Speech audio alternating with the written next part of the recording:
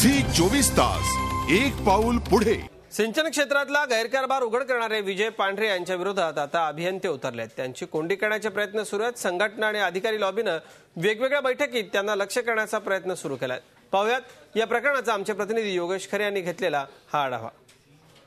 राज्यातील पाटबंधारे विभागामध्ये 35,000 कोटी रुपयांचा घोटाळा उघडकीस आणणारे मुख्य अभियंता विजय पांढरे सध्या राज्यात नायक ठरलेत।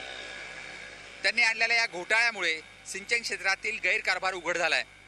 मात्र हेच पांढरे सध्या पाटबंधारे विभागातील अभियंत्यांसाठी खलनायक ठरलेत। मेरीच्या याच कार्यालयामध्ये काम करणारे डॉक्टर पांढरे यांनी विविध धरणांचा अभ्यास करून कसा भ्रष्टाचार होतोय हे उघड केलेलं होतं।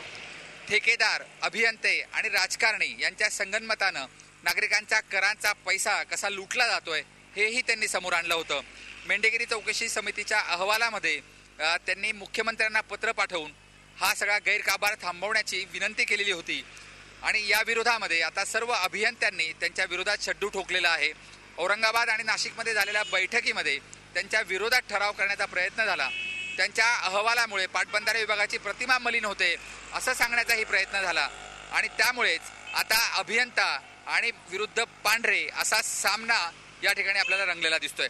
व्हिडिओ जर्नलिस्ट सोनू भिडेसह योगेश खरे, झी 24 तास नाशिक। झी 24 तास एक पाऊल पुढे।